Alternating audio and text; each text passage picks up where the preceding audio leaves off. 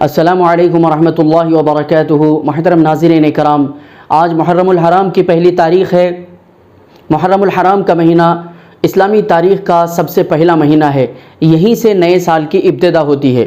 یہ مہینہ بہت ہی برکتوں والا، فضیلتوں والا ہے۔ اس کے متعلق قرآن کریم میں بھی اللہ تبارک و تعالیٰ نے بیان فرمایا ہے۔ اللہ تبارک و تعالیٰ کا فرمان ہے، ان عدت الشہور عند اللہ 12 شہرا فی کتاب اللہ یوم خلق السماوات والارض منها 4 حرم۔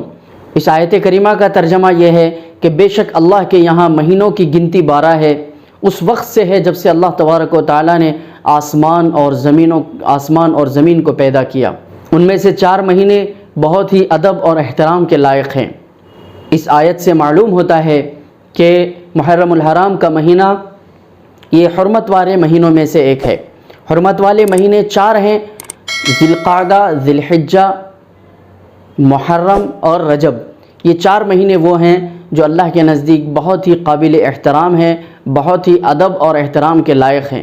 ان مہینوں کا احترام زمانے جاہلیت میں مشرکین مکہ بھی کرتے تھے کہ اس مہینوں میں لڑائی جھگڑا نہیں کرتے تھے، جنگ جدال سے اپنے آپ کو بچائے رکھتے تھے اور اس مہینے کی قدر کرتے تھے۔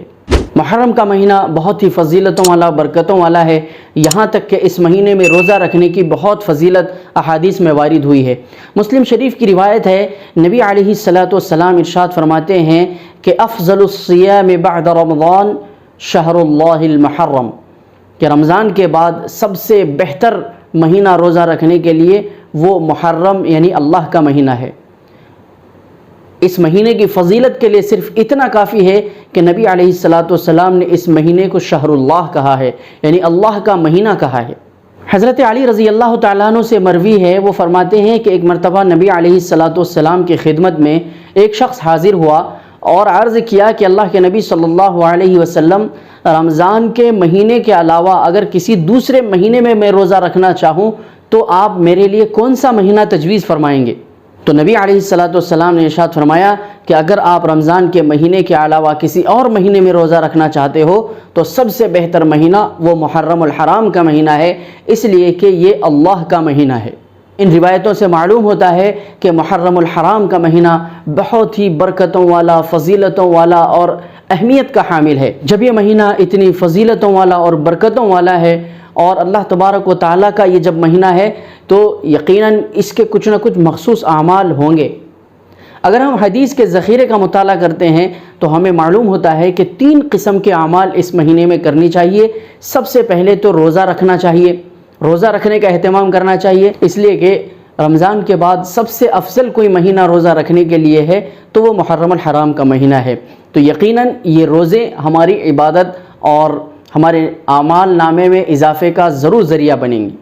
دوسرا عمل اس مہینے کا یہ ہے کہ گناہوں سے پرہیز کریں، نیکیوں کی کثرت کریں، اس لیے کہ اللہ تبارک و تعالیٰ نے جہاں پر اشہر حرم کا ذکر فرمایا یعنی فیہا 4 حرم، اس کے بعد اللہ نے آگے فرمایا فلا تظلموا فیہن انفسکم، تم حرمت والے مہینوں میں اپنے آپ کو ہلاکت میں مت ڈالو۔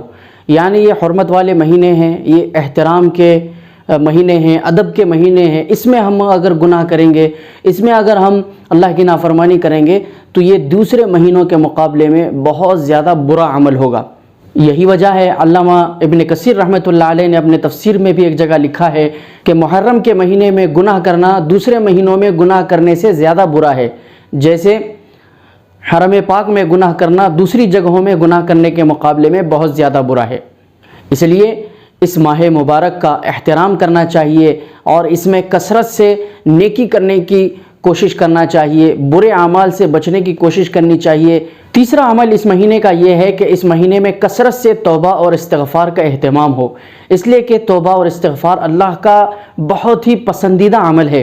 جو بندہ توبہ و استغفار کرتا ہے، اللہ کے سامنے ندامت اور شرمندگی کے ساتھ حاضر ہو کر اپنے گناہوں کا اعتراف کر کے توبہ کرتا ہے تو اللہ تبارک و تعالیٰ اس بندے کی توبہ کو ہرگز رد نہیں فرماتے۔ ایک حدیث میں بھی آتا ہے، اللہ کے نبی صلی اللہ علیہ وسلم نے فرمایا کہ ماہ محرم میں اللہ تبارک و تعالیٰ نے ایک قوم کی توبہ کو قبول کیا اور دوسری قوم کی توبہ کو بھی اللہ تبارک و تعالیٰ قبول کریں گے۔ اس سے معلوم ہوتا ہے کہ ماہ محرم یہ توبہ کی قبولیت کا مہینہ ہے، اس میں کثرت سے ہم توبہ و استغفار کرنے کا اہتمام کریں۔ اور خاص طور پر آج کل پوری دنیا کورونا وائرس کی زد میں ہے، لاکھوں کی تعداد میں لوگ لقمہ اجل بن چکے ہیں اور کروڑوں کی تعداد میں لوگ اس سے متاثر ہیں۔ تو یہ وبا ابھی بھی اس کا سلسلہ جاری ہے، تو ہم اس مہینے میں روزہ رکھ کر، نیک اعمال کر کے، صدقہ خیرات کر کے، اللہ کے سامنے رو کر گڑ گڑا کر دعائیں مانگے، اپنے گناہوں کی مغفرت کی دعائیں مانگے اور اپنے کوتاہیوں کے سلسلے میں اللہ کے سامنے دعائیں مانگے، اور اس بیماری کے خاتمے کے سلسلے میں خصوصی طور پر دعاؤں کا اہتمام کریں۔ لیکن افسوس کے ساتھ یہ کہنا پڑتا ہے کہ بہت سارے لوگ اس مہینے کو نحوست کا مہینہ سمجھتے ہیں، منحوس مہینہ سمجھتے ہیں، حالانکہ یہ وہ مہینہ ہے جس کے سلسلے میں قرآن کریم میں بھی ذکر ہے اور جس کے سلسلے میں نبی علیہ السلام نے بھی یہ فرمایا ہے کہ یہ برکتوں والا اور رحمتوں والا مہینہ ہے۔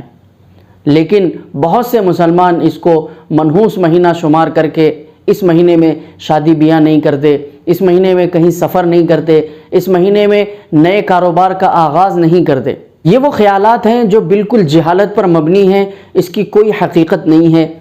ہمیں اس طرح کے بدعات اور خرافات سے اور اس طرح کے غلط عقیدوں سے ہمیں اپنے آپ کو محفوظ رکھنا ہے۔ اللہ تبارک و تعالی ہم سب کو دین کی صحیح سمجھ عطا فرمائے۔ السلام علیکم ورحمۃ اللہ وبرکاتہ۔